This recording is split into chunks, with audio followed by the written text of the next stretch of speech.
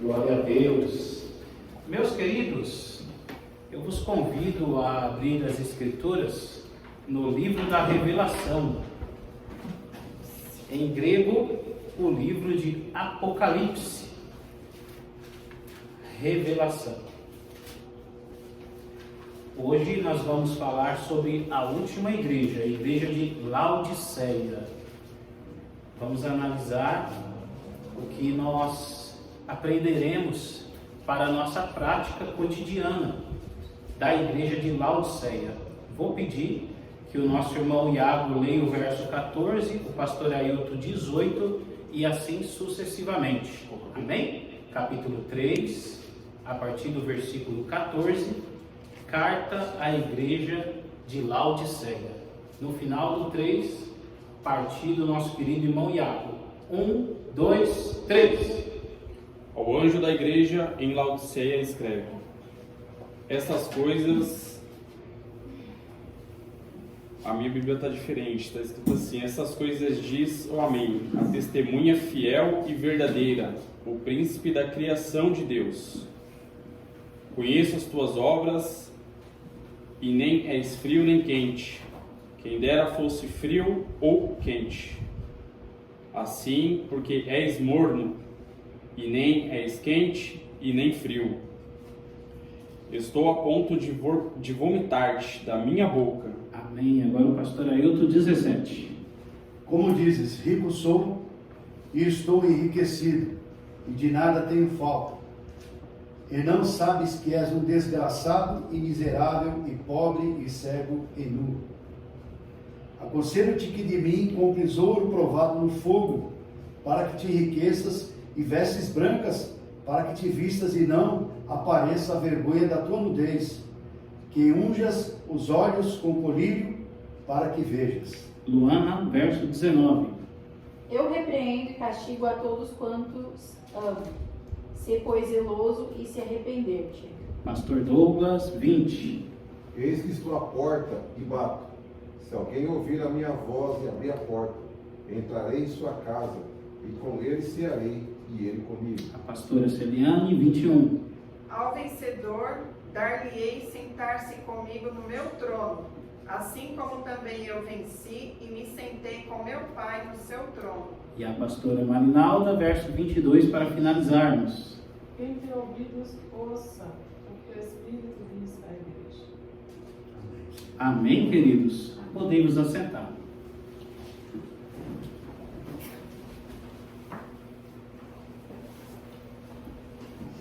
Então, amado, já foi trabalhado as 7 igrejas. As igrejas anteriores, não sei se o slide aqui vai conseguir pegar, seriam a primeira igreja, a igreja de Éfeso. Qual era a característica que nos marcou na igreja de Éfeso, irmãos? A igreja de Éfeso ocorreu o que com ela? Ela foi admoestada por Deus por quê? Porque perdeu o primeiro amor. Então, possivelmente é uma igreja que inicia com fervor cristão, talvez com o coração aquecido, como dizia o próprio John Wesley. A grande dificuldade, queridos, não é aquecermos a nossa espiritualidade, é manter essa espiritualidade aquecida. Ao longo do tempo, mediante os ursos, mediante os leões e mediante os gigantes, é fazer com que a nossa fé permaneça no Cristo ressurreto. Aí ocorreu a igreja de Esmirna, que foi a segunda. Vocês lembram das características dos esmirnianos? Esmirna foi admoestada?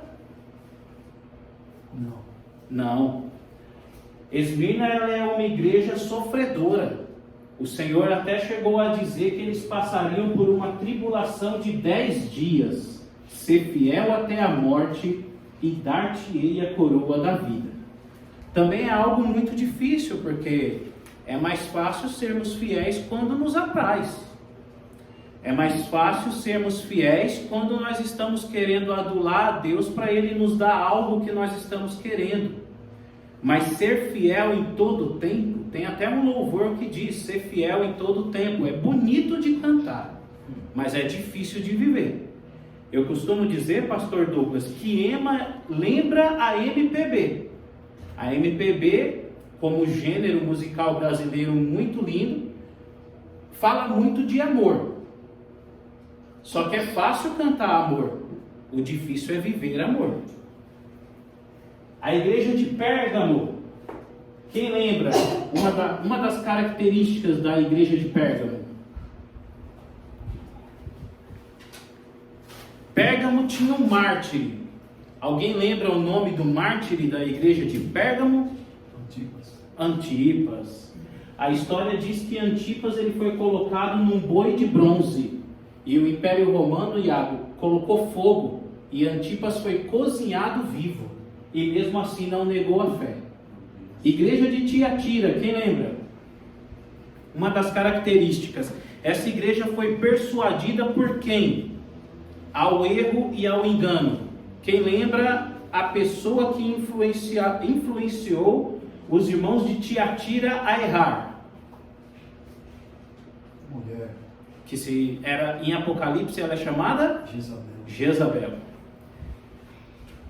Então, uma mulher, uma falsa profetisa de Tiatira, que adotava as doutrinas dos nicolaítas e do grupo que se chamava doutrina de Balaão. O que eles defendiam? Que o corpo era mau. Posteriormente seria uma doutrina gnóstica, mas não era ainda porque o gnosticismo não existia. Existiam as bases. Então o que eles diziam, irmão Reginaldo? O corpo é mau. Deus jamais se encarnaria, porque o corpo é mau. Se Jesus era Deus, ele não poderia ter vindo em carne, porque o corpo era mau. Então Jesus, ele não veio em carne. Segundo eles, isso é a doutrina do docetismo que veio mais tarde. Ele veio com um corpo fantasmagórico. E eles ensinavam, pastora Celiane, que se o corpo é mau, ele deveria ser destruído, com toda promiscuidade, devassidão e libertinagem. Porque o corpo era mau, e o elo de Deus com o homem era unicamente com o Espírito. Então, a falsa profetisa Jezabel inclinava-se a essas doutrinas, as doutrinas dos nicolaítas, que anteriormente nas outras igrejas também foi admoestada. Aí nós também estudamos a igreja de Sardes. Alguém lembra a característica dos sardianos?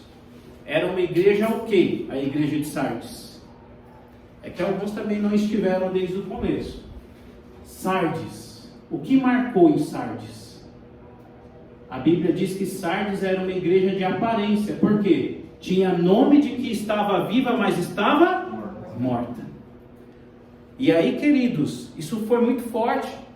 Porque não adianta as igrejas treinarem pessoas para ser membros daquelas igrejas.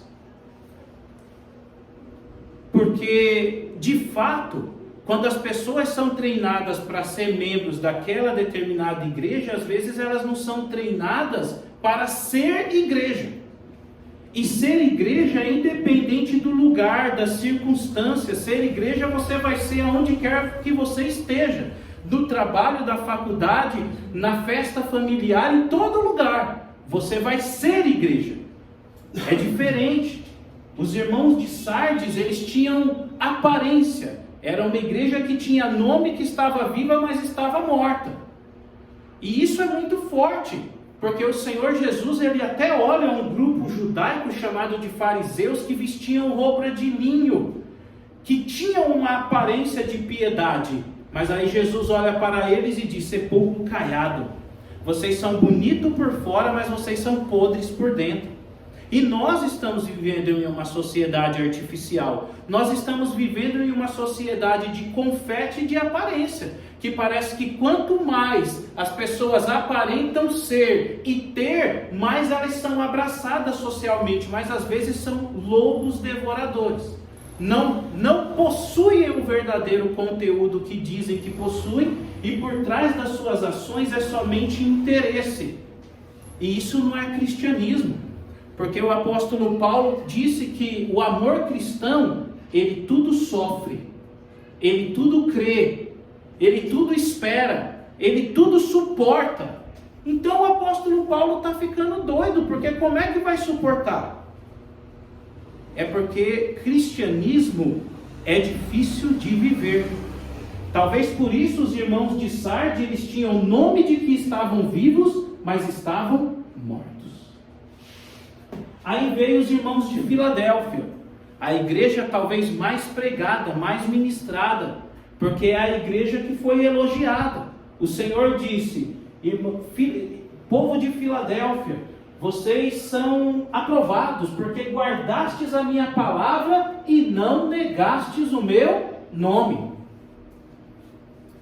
E agora nós estamos na 7ª igreja, a igreja de Laodiceia. Essa igreja, ela estava em uma cidade que foi fundada no século 3 a.C. Ela era conhecida por ser a cidade de Zeus, um dos principais deuses do Olimpo. E um homem chamado Antíoco Epifânio, ele conquistou Jerusalém e iria destruir a cidade. Só que a sua esposa, Laodice, quis que ela fosse presenteada com a cidade. Olha aí, pastor. Isso é coisa de nível de pastor Ailton, porque como é que dá de presente para a esposa uma cidade? Né? Isso é coisa de Marcelo para Luana. Só pode. E a Laodice disse: não pode destruir a cidade. Eu gostei, é uma cidade bonita. Então o que Antíoco Epifânio fez? Mudou o antigo nome da cidade e colocou o nome de Laodiceia para homenagear a sua esposa Laodice. Agora é interessante, queridos, porque era a cidade de Zeus. Como é que ele ia fazer agora para o povo esquecer do Zeus e ter a Laodice como centro da cidade? Os historiadores dizem que foi pelo denário e pela dracma.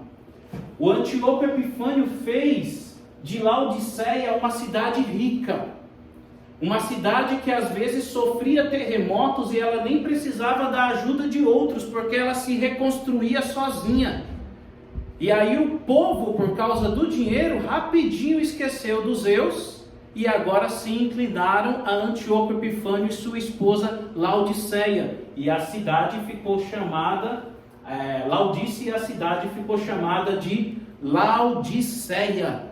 Até parece um pouco com a nossa sociedade, que algumas pessoas trocam os valores, trocam a ética por valores. O próprio Jesus, ele foi traído por 30 moedas de prata. Eram cerca de 30 denários, 30 dias trabalhados, um mês trabalhado. Jesus, ele foi traído. Agora é interessante, queridos, que algumas pessoas, talvez como os próprios laodicenses, não existe um filtro. E talvez até na vida ministerial, pastor Douglas. Quantas pessoas elas iniciam no espírito e parece que no decorrer da caminhada, irmão Iago, elas terminam na carne. Porque quando você contempla o homem de Deus, que o centro da palavra dele não é mais o nascer de novo, e que o sermão não é cristocêntrico, a partir do momento que o sermão, pastor, começa a ser androcêntrico, o homem é o centro, o homem tem que fazer, o homem tem que realizar, parece que o foco vai se perdendo. Porque, mais uma vez, eu repito, nós não precisamos ser treinados para fazer parte da igreja A ou da igreja B. Nós precisamos ser treinados para sermos igreja, para que possamos viver uma vida cristocêntrica, onde os mandamentos do Senhor Jesus sejam a prioridade. Aí não vai ter espaço para que possamos ficar tão amantes do dinheiro, porque tudo vai passar. Os irmãos de Laodiceia, eles amaram. E aí, nós temos algumas questões. O verso 15 diz: conheço as tuas obras. Primeiro, os laodicenses têm obras conhecidas por Deus. Pode apagar, pastor, fica à vontade. Os laodicenses têm obras conhecidas por Deus. Isso indica, irmãos, que Deus conhece as nossas obras. Sabe quando você ora, quando você não ora, quando você elogia o ministério de alguém, ou quando você sente ciúmes do ministério de alguém? É difícil, porque também nós vivemos em uma sociedade que os próprios companheiros ministeriais, eles sofrem da síndrome de Saul, que é aquela síndrome, eu vou cortar o meu companheiro, porque senão o povo vai dizer que eu matei 1000 e ele matou 10.000. E aonde que está a unidade e a coinonia num comportamento desse? Então Deus conhece as nossas obras, e dizendo aos laodicenses que nem és frio, nem quente. Quem deras fosse frio ou quente. Ou seja, uma igreja morna. Daqui a pouquinho nós vamos entrar na arqueologia que explica o porquê que ela era uma igreja morna. Tem tudo a ver com o contexto da época. Mas trazendo para os nossos dias, o que é um cristão morno? Uma pessoa que tem uma fé morna, uma pessoa que talvez não se decide se aprofundar no relacionamento com Deus e não sabe se quer se relacionar com Deus ou não sabe se quer se relacionar com o mundo, não sabe se quer se envolver com Deus ou não sabe se quer se envolver com as coisas do inimigo. Queridos, a Bíblia diz que não dá para servir a dois senhores. Ou nós abraçamos a fé e abraçamos a Deus, carregamos a nossa cruz e seguimos, ou nós vamos viver um cristianismo de Sardes. Pode até ter a roupa de ver Deus, só que naquele grande dia dificilmente terá aprovação. Verso 16, quando diz: vomitar-te-ei da minha boca. Aqui é complicado, irmãos. Parece que é uma igreja que deixa Deus doente. Indo para a parte do és frio, nós temos uma imagem ilustrativa. O que é uma pessoa fria? Nosso querido pastor Douglas, que tem a experiência aí na área militar, talvez já conheceu alguém frio, né? Uma pessoa fria é uma pessoa que não tem dó, né? Às vezes um mau elemento que é frio, ele não se importa se é homem, mulher, criança, ele quer fazer a maldade, é uma pessoa fria. Então, quando falamos de frieza, pode ser um mau elemento, pode ser um mau caráter, pode ser um traiçoeiro, uma pessoa não confiável, uma pessoa que até se veste de ovelha, mas no fim é lobo. Uma pessoa fria, uma pessoa que coloca acima os seus próprios interesses. Eu já conheci, infelizmente, companheiros ministeriais assim, pastor. Eles não se importam, eles derrubam seja quem for, porque eles colocam um objetivo e eles querem chegar nesse objetivo. E se precisar derrubar um exército, eles derrubam. Tá, mas parece que não existe cristianismo nisso. Não existe um exemplo cristocêntrico nesse comportamento, de eu vou derrubar quem quer que seja para eu alcançar os meus objetivos. Porque se cristianismo é servir, é muito difícil ser uma pessoa fria e dizer que é cristão. E aí o Senhor disse no outro versículo: vomitar-te-ei da minha boca. Olha que coisa maluca, né? É a igreja que deixa Deus com ânsia. É a igreja que deixa Deus doente. E quando eu digo igreja, eu não estou falando de instituição eclesiástica, porque Paulo disse: nós somos o templo de Deus e a habitação do Espírito Santo. Então as 7 igrejas retratam o estado de um cristão ou de vários cristãos.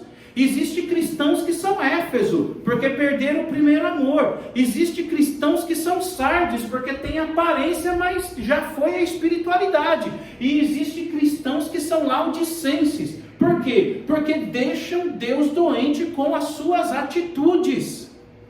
Dão ânsia em Deus. E aí ele disse: vomitar-te-ei da minha boca. Então imagina, irmãos, uma vida tão dúbia ao ponto de deixar Deus doente. E o autor ainda diz, essa parte é muito pesada. Olha o que ele diz no verso 17. E não sabes que és um desgraçado, e miserável, e pobre, e cego, e nu. Um desgraçado.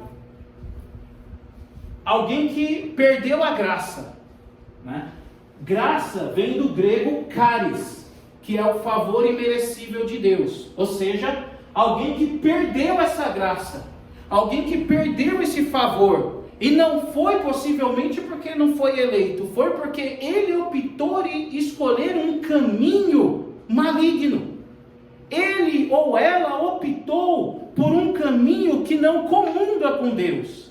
Porque as Escrituras dizem que há dois caminhos.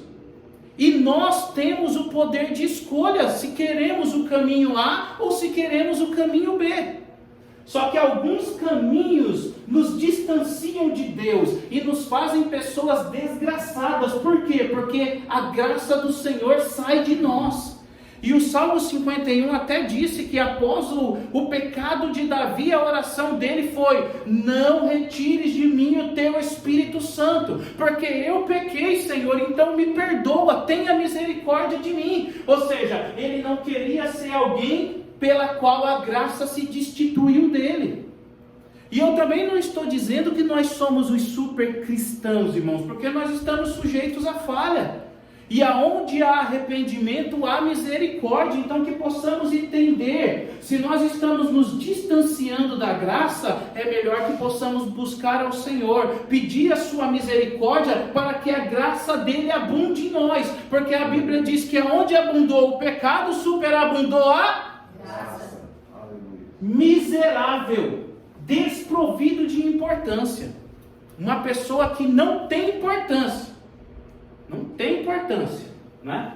Ou seja, uma pessoa que não tem algo a oferecer, não tem algo a contribuir, uma pessoa desprovida, um miserável, alguém que vive na miséria. O Senhor chama os laodicenses de miseráveis, o Senhor chama os laodicenses de pobres. Quem tem ausência do necessário, uma pessoa que tem ausência das coisas básicas, acaba sendo pobre. E quantas pessoas são pobres espiritualmente? São pobres espiritualmente porque elas se despiram de tudo que é justo, de tudo que é santo, de tudo que é cristão, de tudo que é bíblico. O Senhor ainda diz que eles eram cegos. Quem está privado da visão? Sabe aquela pessoa que você está orientando, você está dizendo: meu irmão, se você ir por esse caminho vai dar errado, você vai cair no abismo. E ele está dizendo: vou nada, eu sou esperto. Aí quando ele cai no abismo, você diz: eu te disse que você ia cair no abismo. Ele olha para você e diz: você não disse não, senão não teria feito. Uma pessoa cega, ela não consegue ver, nua, desprovida de vestimentas. Agora isso aqui, queridos, para Laodiceia era um problema, por causa do contexto da cidade. Laodiceia era rica. Laodiceia, das 7 igrejas, era a que tinha mais condições. Quem pode ler esse slide? Era uma cidade bancária e uma das mais ricas do mundo de então. Quando foi arrasada em 61 d.C. por um terremoto, ela recusou o auxílio do governo romano. Tão rica, independente se sentia, não precisa de coisa alguma, mas na verdade era pobre. Ok, mais esse e vamos entrar na parte histórica. Qualquer um dos irmãos. Era um grande centro médico, famoso especialmente por um unguento para os olhos feito de ófrigo misturado com óleo, mandando o seu colírio pelo mundo afora. O povo de Laodiceia não desconfiava que era sério. Ok. Sabe o que é interessante, queridos? Pobre, de pobreza, os laodicenses não tinham nada. Porque, pelo contexto, existiam em Laodiceia 2 grandes empresas. Uma de lãs negras. Então, eles faziam, irmão Reginaldo, casacos e importavam para a nobreza de Roma. Eles produziam casacos de luxo que só quem conseguia ter acesso eram os nobres. E quem eram os clientes principais? Os romanos. Então entrava um capital muito grande. E uma outra questão era a questão dos colírios. Tinha uma espécie de faculdade, um lugar que eles estudavam a questão da oftalmologia dos olhos. E eles produziam, pastora Celiane, uma espécie de colírio. E aquilo era distribuído para várias localidades. Ou seja, o capital dos laudicenses era muito grande. Tanto com a produção de roupas caras das lãs negras, como também com a questão dos colírios. E aí o Senhor diz: cara, vocês são pobres. Aconselho que de mim comprem ouro refinado. Vocês são cegos, ou seja, vocês produzem roupas caras, mas vocês são pobres e vocês são nus. Vocês produzem colírio, mas vocês são cegos. O Senhor, ele usa os elementos comuns e usuais da época deles e coisa que eles mesmos faziam para tentar norteá-los. Por quê? Porque o próprio autor, ele vai dizer: eu exorto e castigo todos aqueles que amam. Então Deus, ele não tinha aberto mão dos laudicenses. Ele é duro, porque às vezes um pai tem que ser duro mesmo com os filhos. Mas isso não quer dizer que ele não ama. Isso quer dizer que além de amor, ele é zeloso.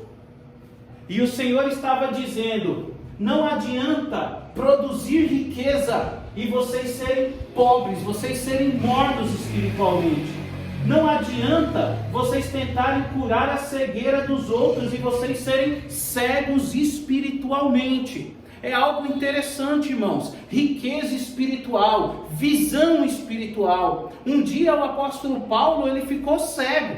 E aí ele recebeu a oração, caiu as escamas dos olhos. E quando caiu as escamas dos olhos, algumas coisas que antes para ele não tinham significado, passaram a ter significados. Isso foi tão forte que ele passou a ser perseguido pela fé que antes ele perseguia. Ou seja, quando cai a cegueira dos nossos olhos espirituais, nós começamos a valorizar coisas que antes nós não valorizávamos.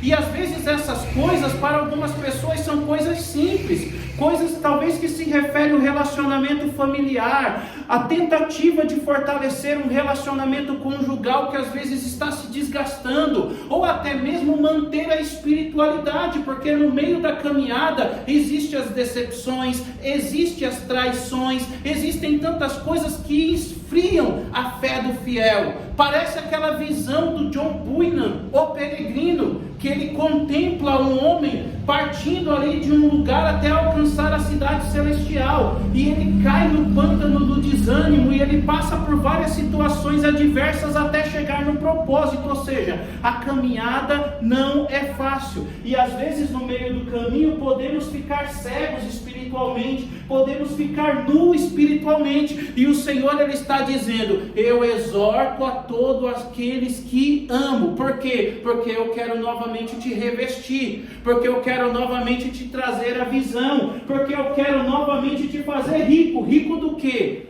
Daquilo que o apóstolo Pedro e o apóstolo João tinham. E não era riqueza. Olhando para o Iago aqui, eu sei que tem muito, né? Glória a Deus por isso. Agora estavam Pedro e João na porta do templo chamado Formosa, e subindo a escada, os irmãos lembram, um homem pede uma esmola: me dá um denário, por favor, me dá uma dracma, por favor. E aí eles dizem: eu não tenho dracma, eu não tenho denário, eu não tenho estáter, eu não tenho prata, eu não tenho ouro, só que eu tenho outra riqueza. Em nome de Jesus, levanta e anda. E aquele homem, ele foi curado, irmãos. Sabe, uma riqueza incomparável, algo incomparável. O Senhor, ele deu uma riqueza para você. Pode ser um dom, pode ser um ministério. E sabe o que Satanás vai querer fazer? Vai tentar fazer você enterrar esse dom, porque ele sabe que se você enterrar, você não vai granjear, e depois aquele que te deu esse talento, ele vai falar: fizestes o que com o meu talento? Ah, enterrei. Ah, então você está complicado, servo mau e negligente. Não, Senhor, eu granjeei mais. Então, entra no gozo do teu Senhor. O Senhor, Ele coloca habilidades em nossas mãos. O Senhor nos coloca dons. E Ele pede que exerçamos isso com eficácia. É uma forma de granjear, é uma forma de louvá-lo. Então nós estamos falando de uma cidade que era rica, de uma cidade que não tinha falta de nada. E existem algumas particularidades no texto, porque o verso de número 14 traz algo muito interessante. O princípio da criação. Quem pode ler o verso 14? Ele é o princípio da criação, não o começo, não o primeiro a ser criado, mas a causa movedora, o dínamo da criação. Nas palavras de João, capítulo 1, versículo 3, todas as coisas foram feitas por intermédio dele, e sem ele, nada do que foi feito se fez. Assim também, Colossenses capítulo 1, versículo 15, fala de Cristo como o primogênito de toda a criação, declarando sua posição e privilégio. Amém. Sabe o que é interessante, queridos? Não é que Jesus ele foi o primeiro a ser criado, porque se ele fosse o primeiro ser a ser criado, ele não era eterno. Se ele não era eterno, ele não era Deus. Sim. E aí nós poderíamos desmontar o cristianismo. Porque qual é o princípio do cristianismo? Que Jesus é o Deus humanizado. E como Deus, ele era eterno. E é interessante que o Evangelho de João, ele diz, em princípio era o Logos. E o Logos estava com Deus, e o Logos era Deus. Então ele estava no princípio com Deus na criação. Só que o autor também diz que ele era Deus. Então, se Jesus era Deus e estava no princípio com Deus, não existe princípio que Jesus não existiu. Ele sempre existiu. E ele nunca deixará de existir, porque isso é um atributo divino. Seria a eternidade.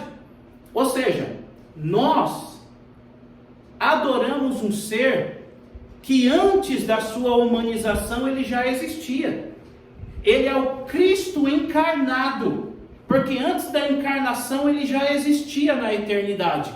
E a morte não foi o fim da sua trajetória, porque ele ainda ressuscitou e voltou para o lugar da onde ele já era. Ou seja, estamos falando de um Cristo que estava no princípio com Deus e que é Deus e que é a base da nossa fé cristã. E que o apóstolo Paulo também não entendia. Ele passou a entender quando ele teve uma experiência com Jesus a caminho de Damasco. E algumas pessoas elas vão fazer várias críticas, e eu até concordo com algumas críticas. Eu converso com muitas pessoas, sei que os irmãos também, e às vezes as pessoas vão dizer, não, mas cristianismo é complicado. Existem vários charlatões por aí, realmente, infelizmente, tem muitos charlatões mesmo, que não pregam a verdade das escrituras e ficam substituindo a verdade por mentira. Infelizmente, existe realmente isso no nosso meio, mas também existem homens de Deus e mulheres de Deus que são aliançados com a verdade, que são aliançados com a palavra e que nos exortam e nos direcionam ao que o apóstolo Paulo viveu, ou seja, um encontro com Jesus a caminho de Damasco, um relacionamento profundo e real. Porque algumas pessoas, Iago, até podem questionar, não, igreja é isso, igreja é aquilo, Jesus é isso, Jesus é aquilo. Mas quando essa pessoa tem um relacionamento a caminho de Damasco, ela nunca mais vai ser a mesma pessoa. O Saulo passa a ser Paulo, seu caráter é transformado.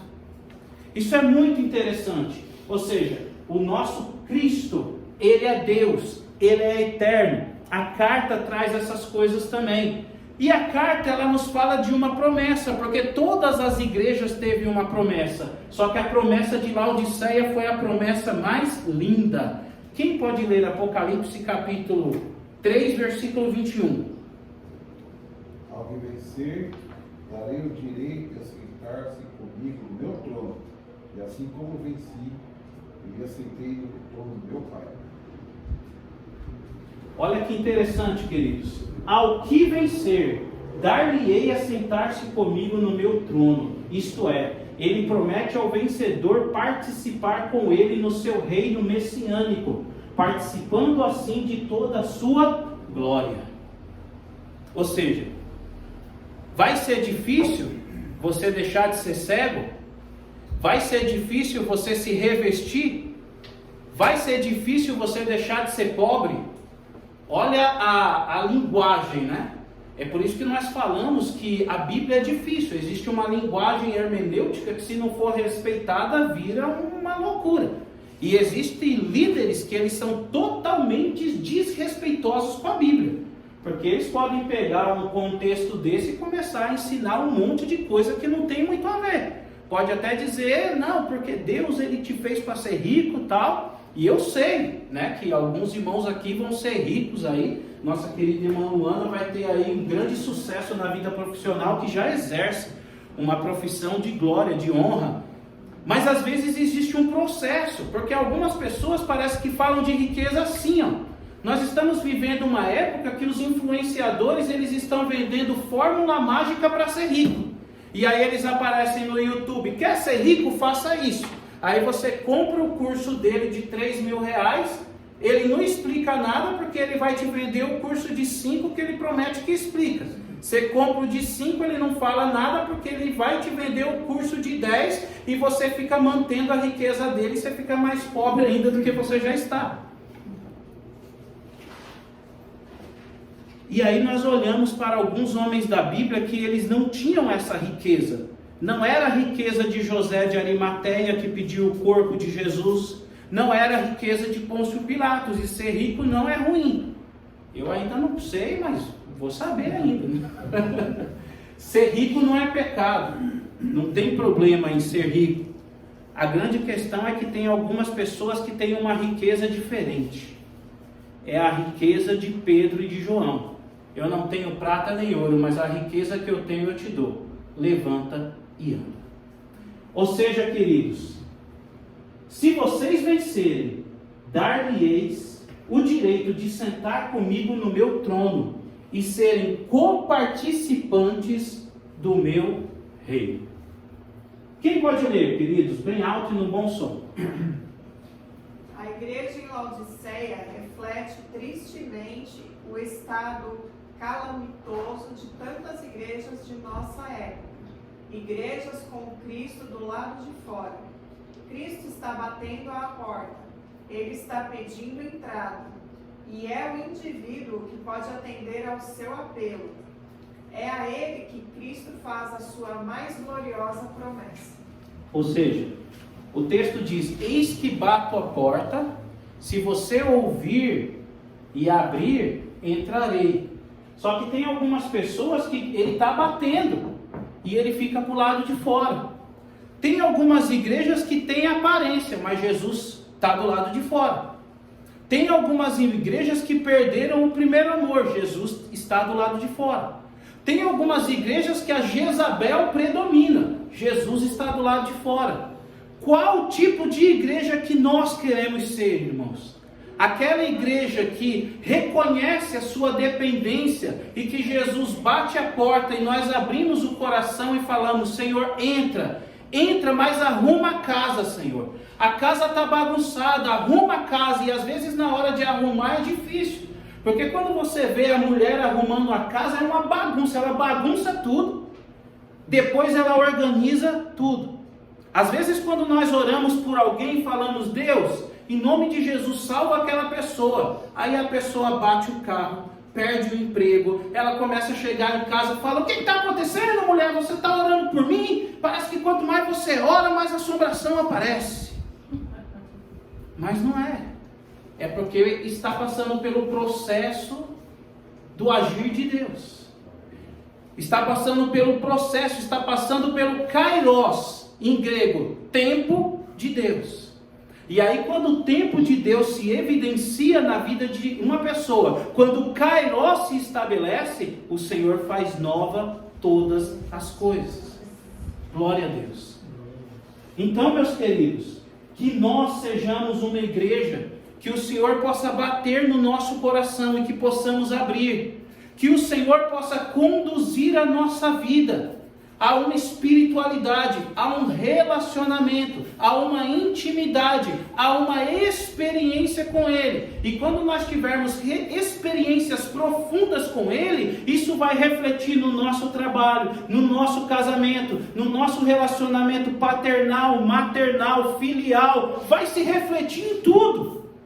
Porque a luz do Senhor que vem até nós reflete em tudo. Ele diz, a candeia não pode ficar debaixo da mesa, tem que ficar em cima. Por quê? Para iluminar a casa inteira. Então o Senhor, Ele quer que eu e você possamos ser luz para o mundo, para que através da nossa vida, para que através do amor do Senhor, do caráter de Cristo implantado em nós, isso possa refletir para as pessoas de perto e para as pessoas de longe. Por isso ele termina, eis que bato a porta. Se você abrir, eu vou entrar, e vou cear com você, e você comigo.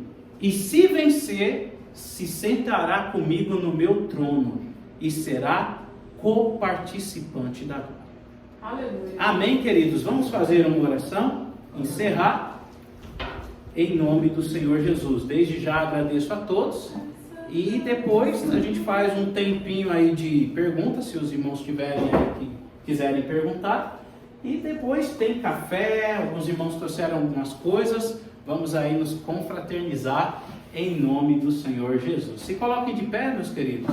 Convidar a pastora Celiane para vir aqui à frente fazer uma oração de encerramento em nome do Senhor.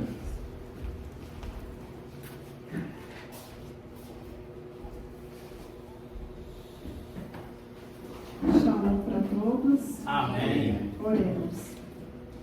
Pai, nós queremos te agradecer pelos